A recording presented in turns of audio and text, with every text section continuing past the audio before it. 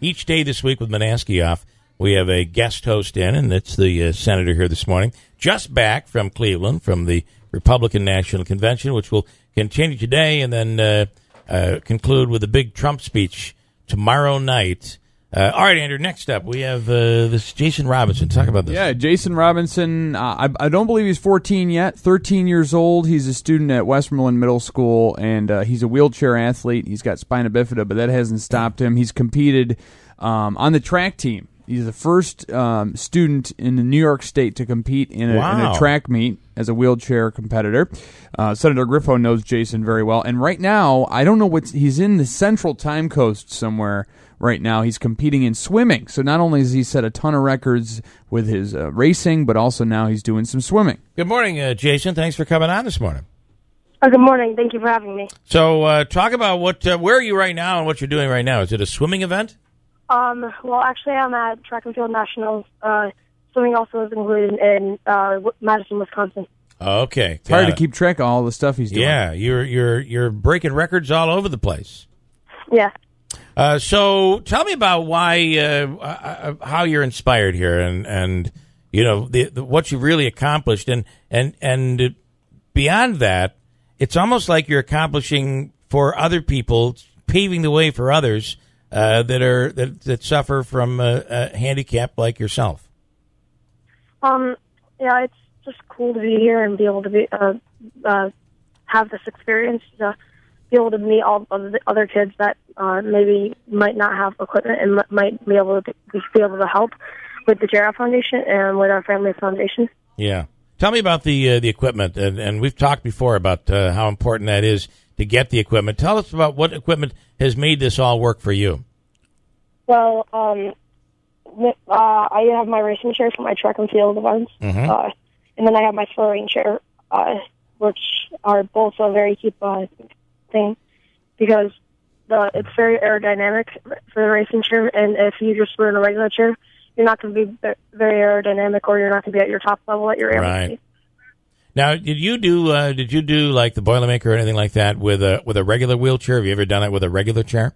No, but I because my school in fourth grade they raised enough money for me to have a racing wheelchair. Yeah, I remember we had you. I believe we had you in studio to talk about that when that happened. And but imagine what it's like for some of these other athletes out there that try to do it, and they're doing it on a regular chair. It's so difficult.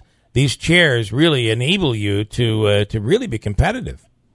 Yeah, especially because it's fair competition when you're racing against racing chairs instead of just against regular chairs. And if you could, this is Jason Robinson, and he's from Westmoreland. If you could talk about what you guys do. Your family has a fund, and the J-Rob Foundation, and you raise money, which ends up resulting in equipment for people, right? Yes, we do. So talk about that and what you guys have accomplished with that. Well, we've served, if I'm right, around 15 kids in areas from local to Ohio, and we have we're helping kids be able to play sports and be able to do things that they may not be able to do. Yeah. Because of the equipment because it's very pricey for kids to have racing wheelchairs or even a hand cycle, where if you were able to go out and buy a bike for an able-bodied kid, it would take maybe $40 at the most, just for a regular bike. Mm-hmm. But if you're out to bike a hand cycle for kids with a disability, it's upwards to $3,200. Yeah, that's a lot, and not every family can afford that. Yeah, and especially when you have more than one kid in the family. Yeah. Mm-hmm. Well, doesn't it make, first of all, I mean, for kids, and we know, right, if you're an athlete, how important sports was to you when you were in school. I mean, in many cases, it just consumes you. And to not be able to participate because of a handicap of some sort is tough. But to be able to participate, I mean, it's got to mean an awful lot to you, Jason. I mean, look where you're going. Look where who knows where you're going to go from here. All of this because you have this equipment to allow you to do it. Yeah. Pretty cool. All right. So quickly, so you're going to get through this. What comes after this? What are you going to do next?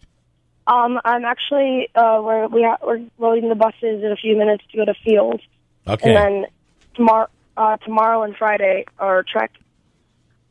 And which events do you participate in?